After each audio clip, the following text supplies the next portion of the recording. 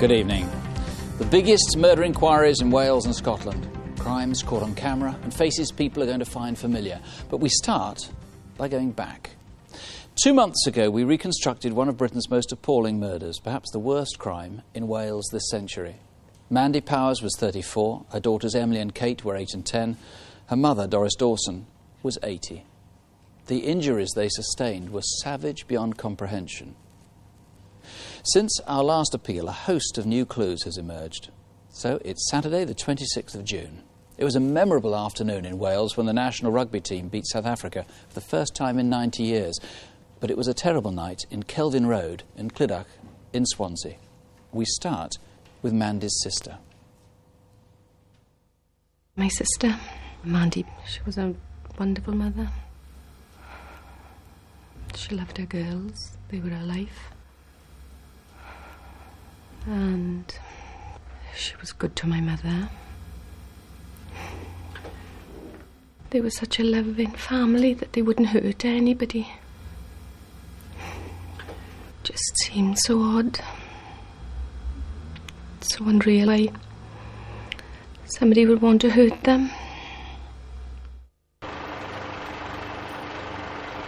Initially, the house would have been smoke-filled, and therefore they're unable to see anything. But once the casualties are brought out into the open, the horror became a reality. Some of them have young families of their own, and to witness the deaths of 2 young, beautiful sisters must have indeed been a traumatic event for them. This is the most tragic and horrific experience that we have had to date.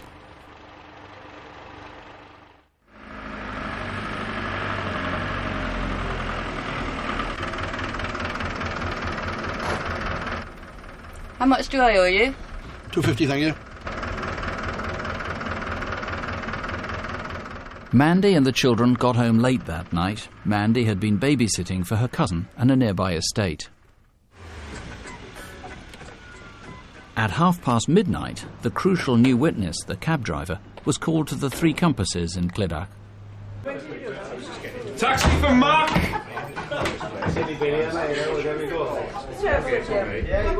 He was about my height, maybe a little bit shorter, 5'6", 5'7", stocky, black hair, spiked, earring in each ear.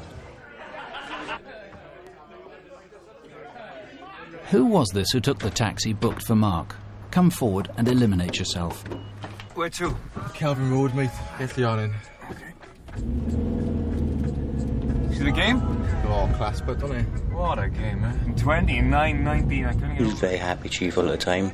Well, most people were that time of night because Wales won. He had a few drinks, but he wasn't drunk. He sounded quite local. Shoe polish is key, isn't it? That's right,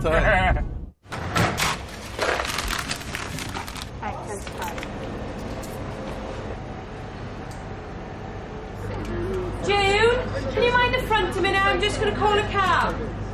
Next, we're trying to trace everyone who was at or near the chip shop on the Mond in Clydach that Saturday night. Can I have a taxi with Giovanni's? Yeah, as soon as you can. OK, cheers. Cheers.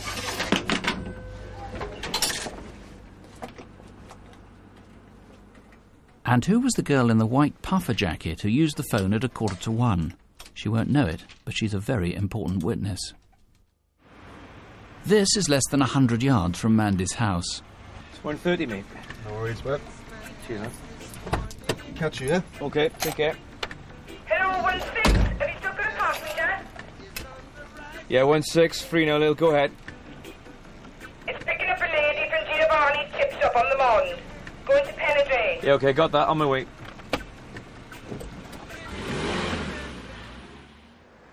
But I don't know why she's stuck in my mind.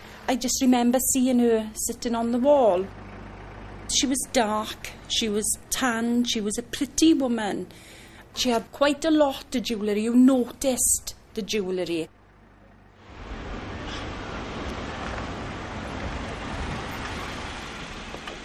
Excuse me, do you mind if I take this one? I'm in a real rush. Sorry, love, I've been working all night. I'm off home.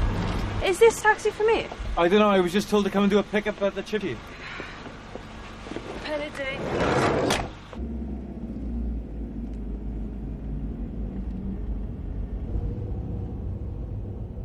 Who was this woman? Again, she's crucial to the inquiry. A few minutes later, the cab got back to the Mond. A taxi, love? Yes. She was about 5'5", black wavy hair, quite conservatively dressed, nice smartly dressed, petite. Where to? Kelvin Road. You see the rugby then? Huh? 29-19, 10 points on the South Africans. I tried to have a conversation, she just totally blanked me. Strange, because normally get 1 or 2 words out of people, but nothing at all. Not into rugby? She was sitting there with her hands on her lap, with her head down, as if she was in a world of her own.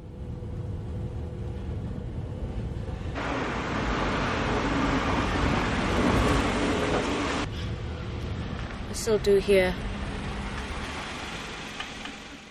This is outside Mandy's house.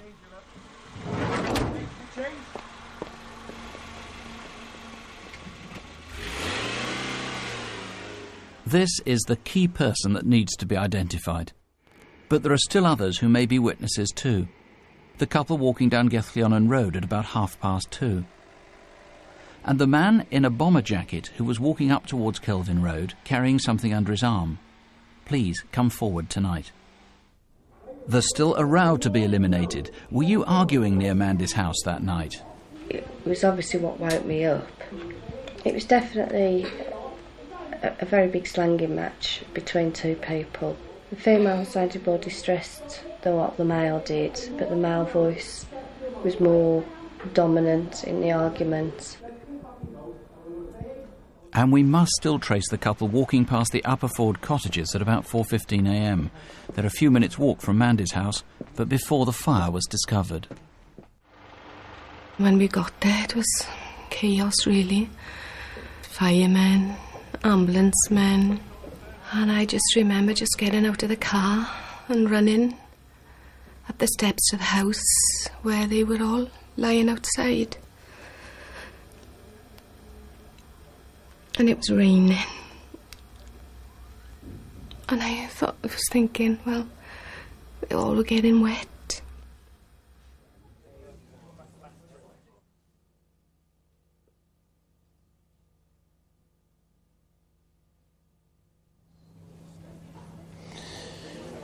Martin, plainly the woman dropped by the taxi is the person you have to eliminate above all. You've just got to find her. Now, the fact is, she hasn't gone to any of the neighbouring houses, so presumably she went into number 9.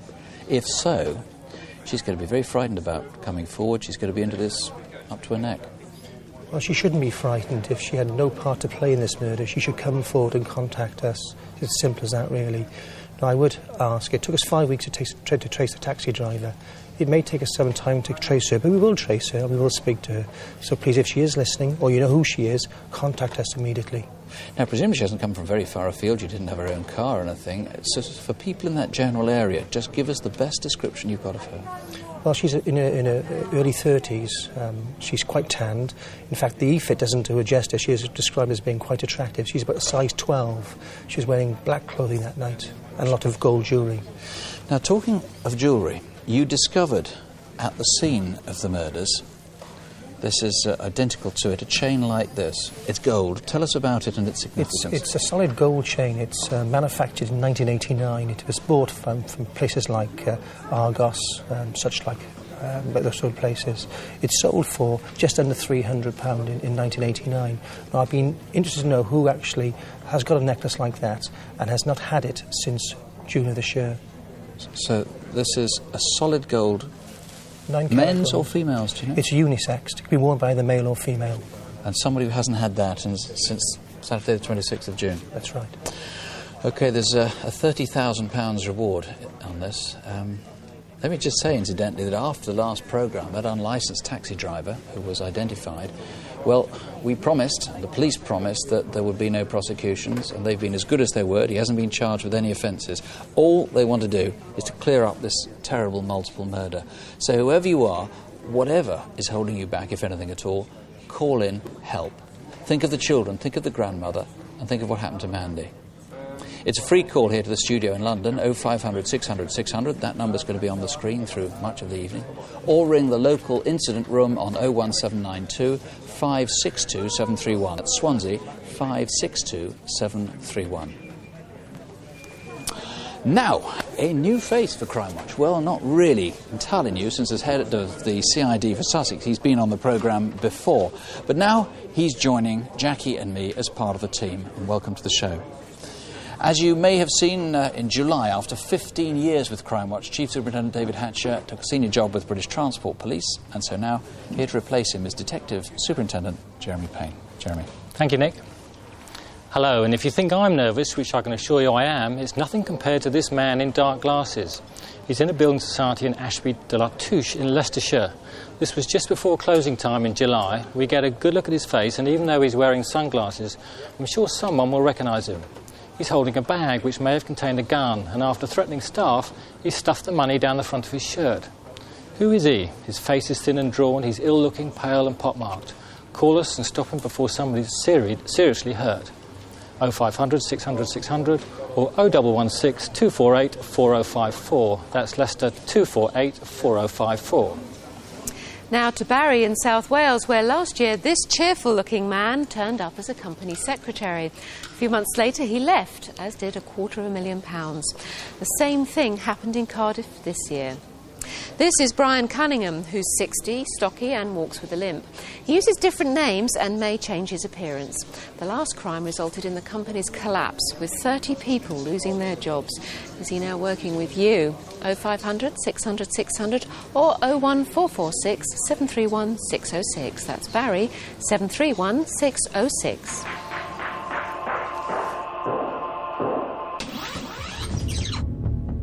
Trevor Ernest Cause, described by police as Britain's cruelest conman, was last week convicted and sentenced for what a judge called extremely callous and grave offences. For at least 15 years, Trevor Cause had befriended elderly widows, telling them he'd known their husbands. Then he robbed them of their life savings. After our Crimewatch appeal last October, a video of the reconstruction was circulated around police stations, and in June this year, an officer who'd seen the tape spotted Trevor Cause standing at a bus stop in South London. He's been sentenced to 8 years for 73 offences, and detectives on the inquiry called Operation Keeper think there are many more victims yet to come forward.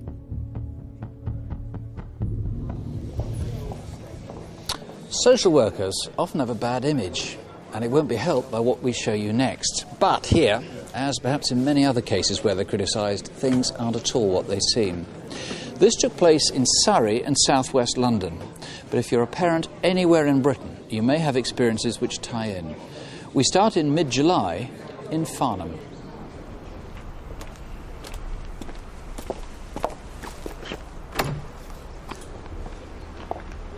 Yeah, the girls are just having a little sleep, so I'm going to watch some telly. Look, Mum, I better go. There's someone at the door. Yeah, bye.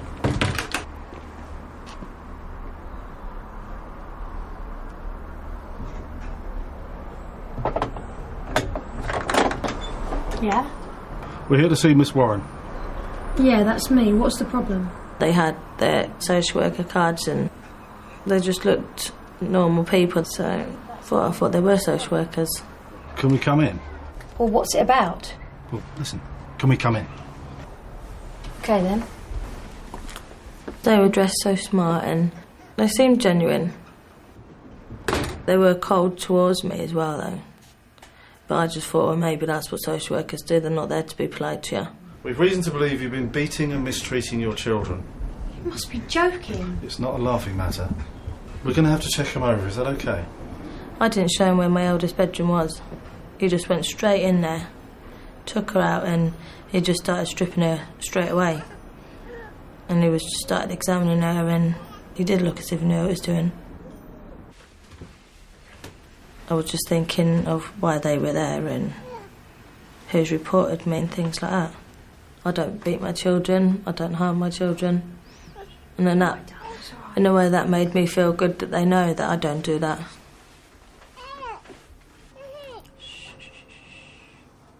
I wanted to stop him as soon as he started taking their clothes off. I wanted to stop him all the time. I didn't want him to do any of it. But I didn't know what social workers do. and I just want them to be out of my house.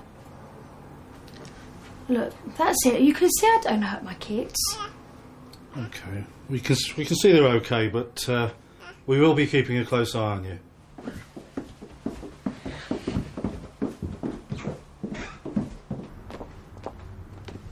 After they left, the mother was so distressed her family checked with the authorities to find out what was going on. They discovered social services hadn't sent anyone at all.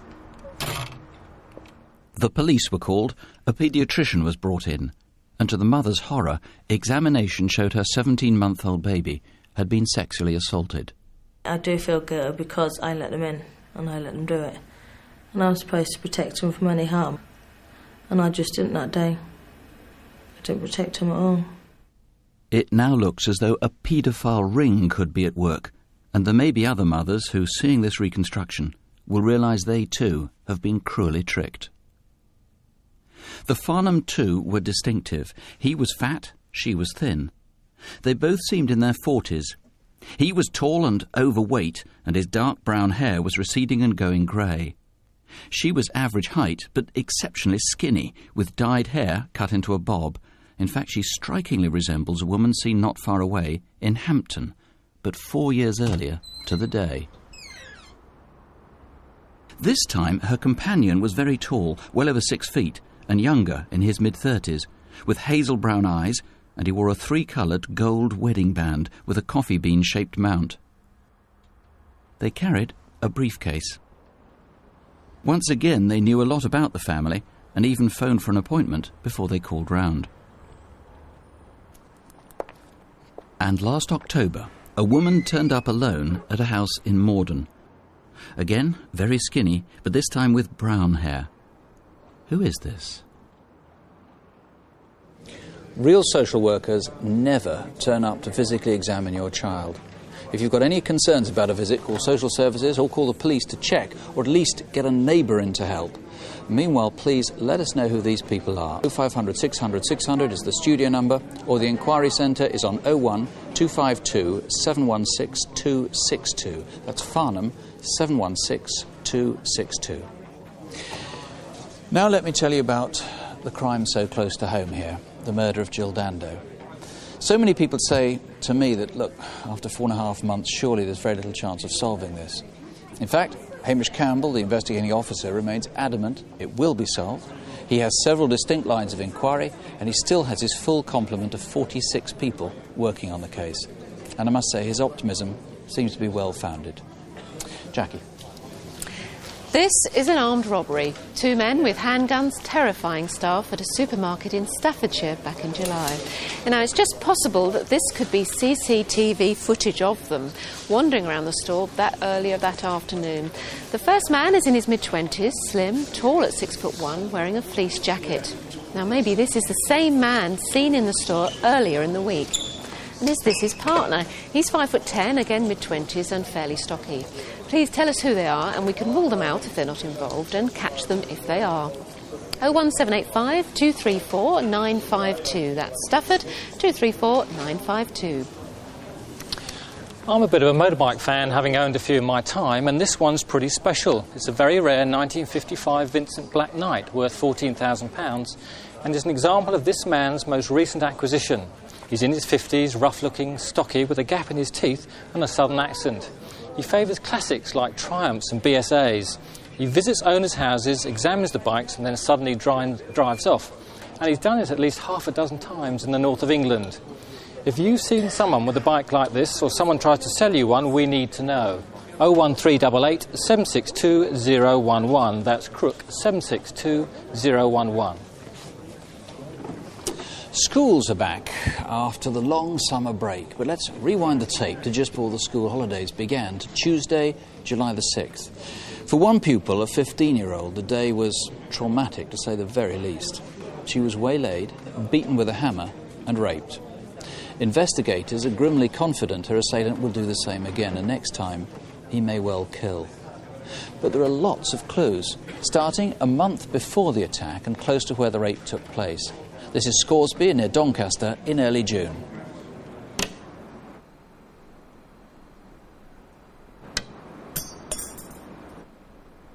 I was awoke from my sleep at about 3:30 in the morning with a clattering up at the window. And my first thought was, oh my God, must be something wrong with family. Someone's trying to get in touch with me, get hold of me. I'd got no telephone, so I got out of bed to look out of the window expecting to see something. Nothing there. But next to my house is a building site.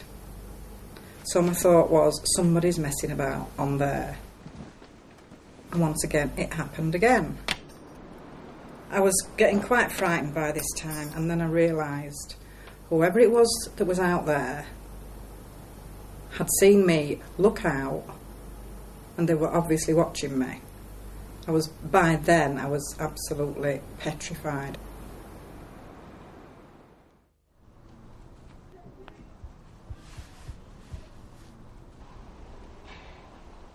It was very early in the morning. From behind on the building site I heard a clatter. There was a man actually running from one of the buildings, stared directly at me. A few days later, when I was bringing washing in, I noticed some items missing and later discovered that it was underwear. The man appeared a couple of weeks later. This time he had a purple mountain bike. He stared at the house for about 15 minutes. Was he stalking other women too? And where was he staying? Then, a few days later, I saw two young men walking along the rig. The man nearest me wore a long greeny-brown parka. The second man wore a dirty white T-shirt.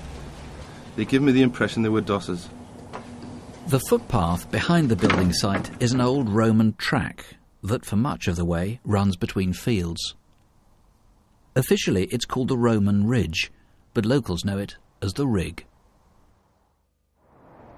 Okay, well now that is the first section of the poem, so what I'd like you to do is to look at that section and then in your books write down a title for that section. Okay, wait a minute, one final question before you go, please write it down. Why do they leave their position? All right then, thanks very much and I'll see you tomorrow.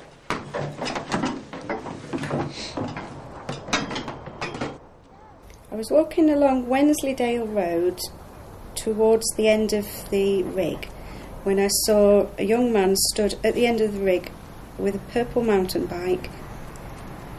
He got this blank expression on his face, just staring, to the point where he made me feel uneasy. Just signed out. Said I had a doctor's appointment. Yeah, right. Well, I've got a bit of a tummy ache. There was still another lesson that afternoon, maths, but both girls skipped it, separately heading home.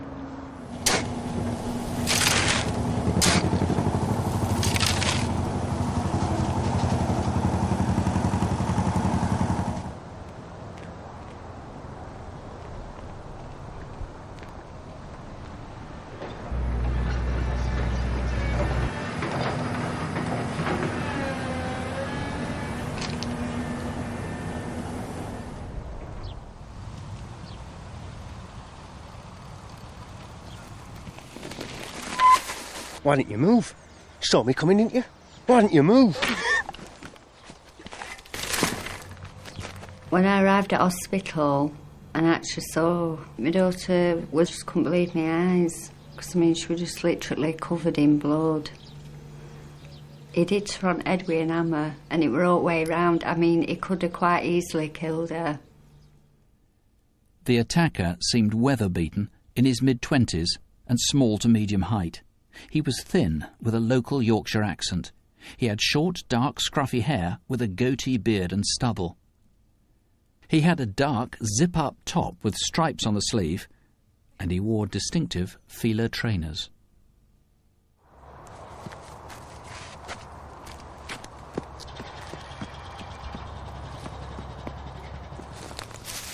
Well, we were both really upset. It's just devastating. And she was just crying and she just kept saying that she'd done nothing wrong. I could see her trousers were undone and I just said to her, your trousers are undone. And that's when she broke down again and said that he'd actually raped her. I don't think I can find the words how I feel about him. It's just terrible. I don't know what sort of person can do out like this. The rapist may have stayed in the area. The builder thought he saw him half an hour after the attack. Why was he loitering? And did he later change his clothes? Then, another hour later, this is approaching Scoresby Lane under the A1M. On the wrong side of the road, there was a cyclist, scruffy, in his 20s, tanned, with dark hair, and he stared blankly. But he was dressed differently from the attacker. Perhaps coincidentally, a bag of clothes was found later nearby. It's a Morrison's bag, and it contains shorts, pants and socks. If these were discarded innocently, they could be eliminated from the inquiry. Derek, you are very fearful of a repeat offence. Now, for someone who hasn't seen the papers, wants to help, just quickly recap the main clues about the main suspect. Right, well, the e-fit and the description of the clothing, we think, is 100% accurate. Right. The description is of a white male, aged about 26, 5'6" tall, dark hair, quite short at the sides, and a goatee beard with stubble. And he's got a purple bike. He's got a purple bike. It's described as an old-fashioned bike with a thin, narrow tubular frame, not one of the modern ones, and none of the modern trinkets like speedometers, so on and so forth. And his clothes? You saw them, just remind us what he was wearing. Yes, he's wearing the blue Adidas top with the orange stripes along the sleeves and these distinctive feeler trainers. Now, he may be sleeping rough, may be moving around, but I mean, somebody must know him, somebody must have seen him, not least the person who was accompanying him, walking alongside him beside the building site. Well, that's right. That was the day before. Yes, the guy who was with him on the Monday, he is a key witness, and I would say to that man that this crime is indefensible. This friend of yours doesn't deserve any support. He will reoffend, so please report him to us before he has time to do so. And perhaps other women have been stalked, pestered, molested, even attacked by him. Yes, we've got evidence to suggest that he's tried to accost other people, and I would say to anyone who thinks that they may have been confronted by this guy, please ring us, give us the opportunity to speak to you, to try and identify him. OK, well, these are the numbers. If there's anything that you can add, both are free. As always, 0500 600 600 or 0800 783 1258. That's 0800 783 1258. If you've been a victim of any sort of crime and you'd like to talk to someone at Victim Support Line, there'll be people there tonight until 2 a.m. The number is 0845 30 30 900. Now, let me tell you about some of the calls that have been coming in tonight, and a great number already have. On the Swansea murders, we've had something like 6 names suggested now for the so-called e-fit lady, the woman who was getting out of the taxi.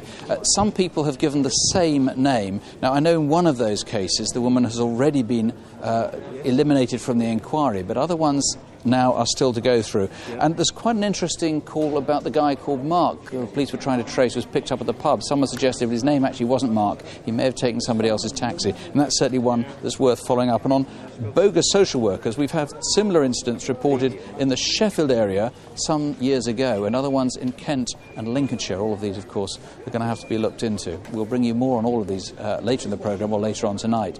Now, on any of these cases, you can email us at crimewatchuk at the BBC. You can also call Crime Stoppers anonymously if you want on 0800 555 111. A massive investigation has been launched by police in London to catch a man responsible for a series of sex attacks on elderly women and as many as 50 other offences. Now, this could be the vital clue. A gold Victorian pocket watch, probably made by jewellers called J.F. Benson back in 1880. It's inscribed FWF on the back. If you now own it, or you know who's got it, you might be in line for a £10,000 reward and have the satisfaction of helping to catch a prolific sex offender. 0181 778 3237. That's the local police on 0181 778 3237. In my time in the force, I've dealt with many sex crimes, and joining the programme as a regular, I do hope you can help with this one too. This is Anthony James Fitzgerald from Maplethorpe in Lincolnshire. It's a warrant for his arrest on extremely serious sex offences. He's 56, 5'7", with short grey hair and green eyes, and as he's diabetic, he could be much thinner than in this photograph. We can't give you the details, but these are very serious sex crimes. 01332 222 016. That's Derby 222 016. A year ago, a woman ran frantically into a police station in Bedfordshire and was found having been stabbed with a Turkish dagger like this. It punctured her lung, unfortunately. Her boyfriend was charged with GBH but released by the court, and he promptly disappeared. He's William Woodman, or sometimes Edward Granger, 37, 6'1", thin and heavily tattooed. Now, he could be living in isolated areas in a caravan almost anywhere in the UK, and he often works as a gardener. 01234 275 296. That's Bedford 275 296. Or on any of these cases, please do call us here in the studio on 0500 600 600. Now to Paisley near Glasgow.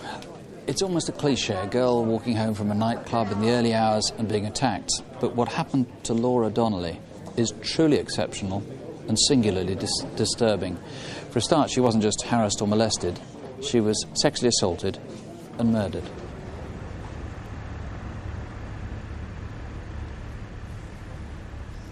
John, we're going to take some tapings and swabs from inside the tent. I want to see some vegetation that's lying there as well, and there's some various articles scattered about. I knew nothing about anything going on in the cricket ground. I just kept phoning places, trying to find out what had happened. And they were going, we haven't got any information to give you about your daughter. And then the CID came. He said, I'm sorry to tell you, but there's been a young girl's body discovered in the cricket ground. We believe that there's a possibility it's your daughter. And I knew then. Laura was 22. She'd been going out with the same boy, Gary, since she was 16. In 2 weeks, they were going to announce their engagement. How you doing? Fine, how are you? Mwah. Come in, I'll close up now. The two of them were almost inseparable, and on Friday nights they'd often go out to the movies. But this night, Laura had been invited to celebrate a girlfriend's birthday. So when was her birthday? Oh, it was yesterday, so I think we're just going to go for a few drinks tonight. And then we were on the high street and we met Raylene, so she's coming out as well. Oh, Raylene, where are Yeah. you going? Look, I don't know. I think we're just going to go for a few drinks to the Hog's Head or a Neil's or something like that. Laura, that's me away now. Okay, Mum. Don't forget your keys. Remember, you've got your work in the morning. When do I ever miss my work? I bet you it'll be Raylene that'll get married first. Aye, for sure, I would say Oh, that. come on, girls, no way. Why should it be me? Oh, How right, you Martin, doing?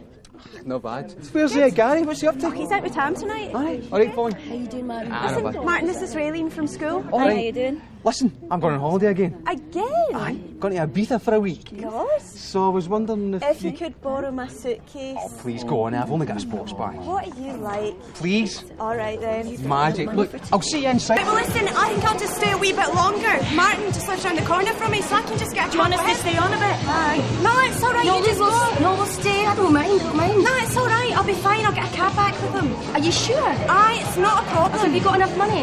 Yeah, I've got money. No problem. Look, I'm a big girl. I can take care of myself. So look, can I get you another drink? But an hour later, Laura was ready to leave. Come on, let's go. Oh, can we not just stay for like 5 minutes? No, come on, Martin. You said we were going to go soon. Right, Sorry. okay, look, I'll see you later on, okay? Hang about for us, I'll get you in a minute. Listen, I've got work tomorrow, so we really need to go right now. By now, though, Martin was enjoying himself, and he was reluctant to go. At 10 to 2, Laura agreed to set out on her own. Right, listen, I'm off, right? And I'll see you real soon. Look, let me get you a staff taxi. Frank can call one, it's no bother. Look, Martin, I'll be fine. You sure? Yeah, okay. Look, I'll see you soon. Take care.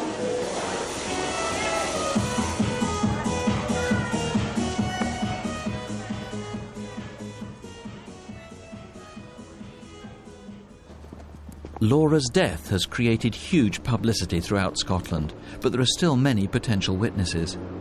Did you see her walking down Maxwelton Street? Did you notice the bus that slowed for her? Though now very close to her home, she decided not to take it. Did you see the couple arguing at the junction of Coursebar Road, just by the cricket ground? Do you know who was in the hospital car park that leads from the Royal Alexandra towards Coursebar Road?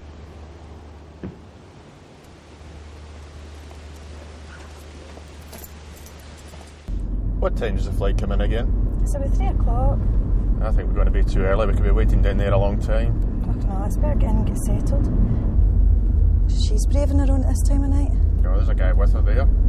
Maybe it's a lover's tiff. This could be a prime suspect, medium build, maybe in his 20s.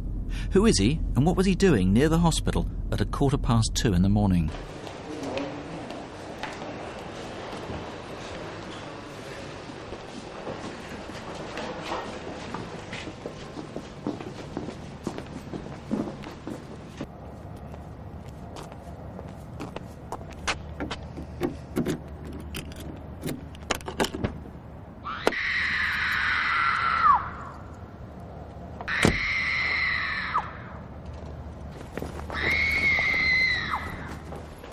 Excuse me, there's a woman outside screaming. Sorry?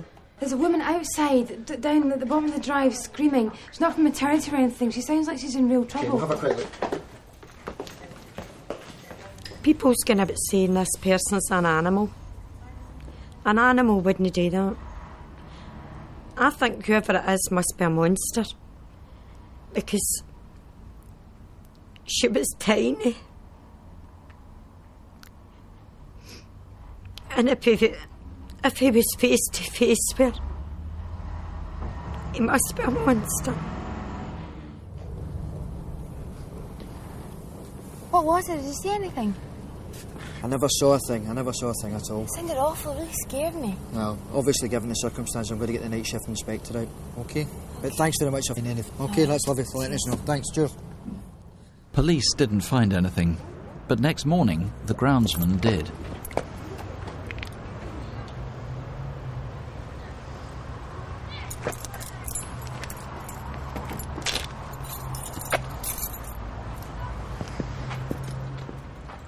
That evening, a young boy looking for his football found Laura's body hidden in long grass. I can't get how another human being could look at her straight into her face and destroy her. I just can't understand it. Tom, Laura was just a lovely girl, everybody says so, just desperately unlucky. Laura was in the wrong place at the wrong time. Laura was a very ordinary girl, a very ordinary night out. Opportunist crime, obviously. I mean, nobody could possibly have known she was going to arrive there, so presumably this is a local man.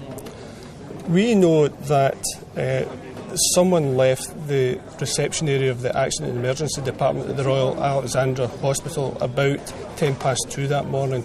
He was described as 5'8", slim build, short hair, clean shaven, wearing a dark blue anorak, a football type anorak and a white t-shirt. We need to know who he is. Either for elimination or to tie into this one way or another. That's correct. Now, how can people in the area, and of course everybody in the area has been shocked by this, everybody wants to try and identify who the killer is. What can they have noticed? How can they know who it is? Because you haven't got an EFIT of the killer, you haven't got a strong description. What would they have noticed in behaviour or anything else? We believe someone who would have committed such a dreadful crime of this would display some change in their behaviour from that day. Remember, this was a holiday weekend in Paisley. It may well not be that they've changed their appearance, it might just be simply that they're quieter or more sullen than normal.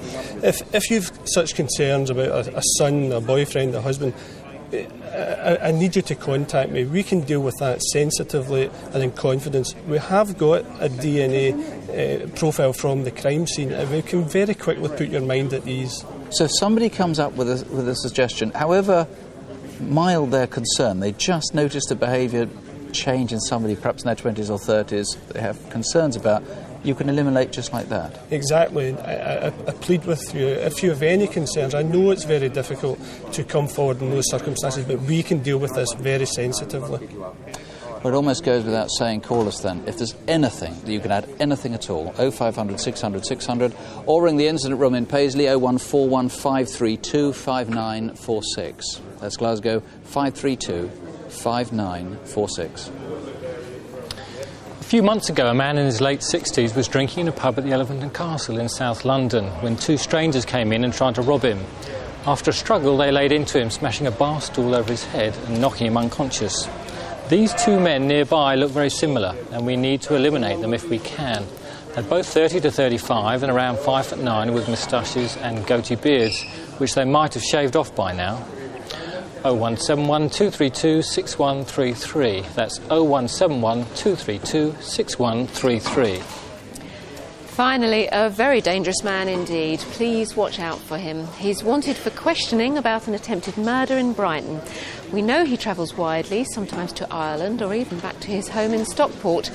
A month ago, a man of his description attacked a woman in her home, beat her unconscious, sexually assaulted her and tried to strangle her.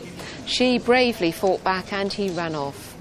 William Joseph Porter is 37, stocky to fat and 5'7". Now it's vital he's found quickly. Other people may well be at risk. 0500 600 600 or 01273 665 666. That's Brighton, 665 666.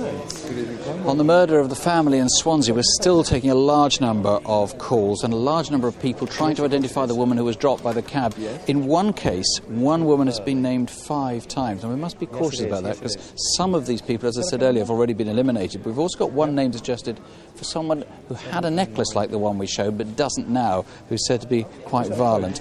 We've got a large number of calls too looking very promising on the Doncaster rape, a similar attack reported in the area a couple of weeks ago, and we've got some really good calls coming in with suggestion of names and other details on that. But perhaps the biggest volume of calls, but also the most, well, frankly, the most profitable looking ones are on the bogus social workers, where we're really getting not just calls from all over the country, but really good leads. One suggested name for the man who has previous conviction for suggested assault. That's the man we saw in the first part of the reconstruction, apparently a dead ringer for this.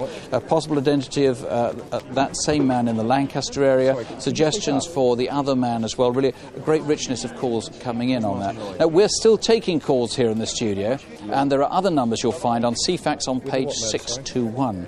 I'll tell you more about these calls coming in on Crimewatch Update tonight, which is at 10 to midnight. If you're not in bed by then, do come back and see how things are getting on. If it is bedtime, rest assured by the look of what's coming in tonight, we're on the way to cracking several of these crimes, so don't have nightmares, do sleep well. Good night.